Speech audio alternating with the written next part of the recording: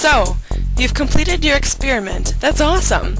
Now, it's time to compare what you saw happen to what we saw happen in the research. But first, a brief recap about why the research was done and how the experiment was set up. Remember that global climate change is something that is affecting the whole world, but different parts of the world are predicted to experience climate changes in different ways. In the Northern California coastal mountain range, scientists used climate models to predict that the area may experience more rainfall and get wetter. Water makes plants grow. However, we don't really know how various plants will respond to additional rainfall. For example, some plant species could grow better than others and outcompete the plants in the area and therefore survive, while the others die or become less abundant. As plants react differently to the changing conditions in the area, all of the other organisms in the ecosystem are affected as well. When you change something at the bottom of a food chain, everything else in that food chain can be affected too. It's like the cascading effect of knocking down dominoes. Okay, so that was the background about climate change. So why did the scientists do this experiment? Well, they wanted to see how the plants and other organisms in a grassland meadow in Northern California would be affected by additional rainfall due to climate change. To attempt to make the area wetter, as is predicted to happen, the scientists set up 36 plots in South Meadow. Some of the plots were watered with an irrigation system, while others, called the control plots, were not.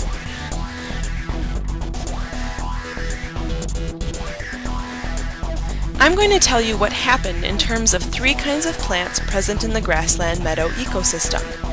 The first functional group of plants is called the nitrogen fixers. Nitrogen-fixing plants are really important because they help add nitrogen to the soil. Nitrogen is a nutrient that plants need in a large quantity. So, if you have a lot of nitrogen-fixing plants in a meadow, the other plants in the area will probably grow better. The second functional group is called grasses, and you've probably heard of grass and know what grass is. The grass that was present in the meadow is probably not the same stuff that you see in your schoolyard or someone else's front lawn.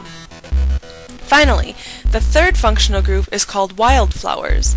This group includes forbs, or non-grass plants, and did not include the nitrogen fixers because those were in their own group. So, what happened in the plots after the plots were watered? The initial response, or first response, that the scientists noticed was that the nitrogen-fixing plants grew in greater abundance. Now, remember that I said that nitrogen fixers are important because they add nitrogen to the soil. If the nitrogen fixers become more abundant, what do you think that means for the other plants in the area?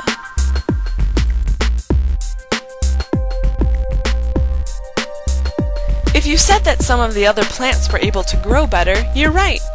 The nitrogen fixers interacted with the grasses in that they fertilized the grasses and helped them grow in more abundance. This is good for grasses, but as the grasses were able to grow better, they began to compete with the wildflowers for resources such as sunlight, nutrients, and water. The grasses were able to outcompete the wildflowers, meaning that the wildflowers had a harder time surviving because they couldn't get the things that they needed, and they became less abundant. Think about how such changes could affect the herbivores that feed on the plants. If a certain herbivore eats only wildflowers, and wildflowers become less abundant, that herbivore might have a harder time surviving. If the population of that herbivore declines, then the predators that eat that herbivore might have less food available to eat too. Can you see how a seemingly little change like adding water can have such a big effect on organisms in a food web? Besides plants and insects, other organisms rely on the plants in the meadow for food too. For example, we saw a lot of deer in the area. How do you think that deer might be affected by changes in the grassland meadow?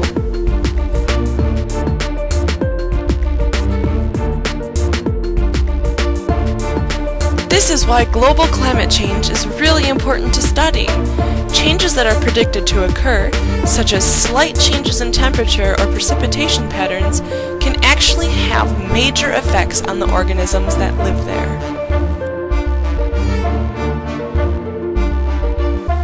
If you did an experiment, what happened? Try to think about the interactions that you saw and maybe some that you didn't see. Did some plants compete with each other for resources?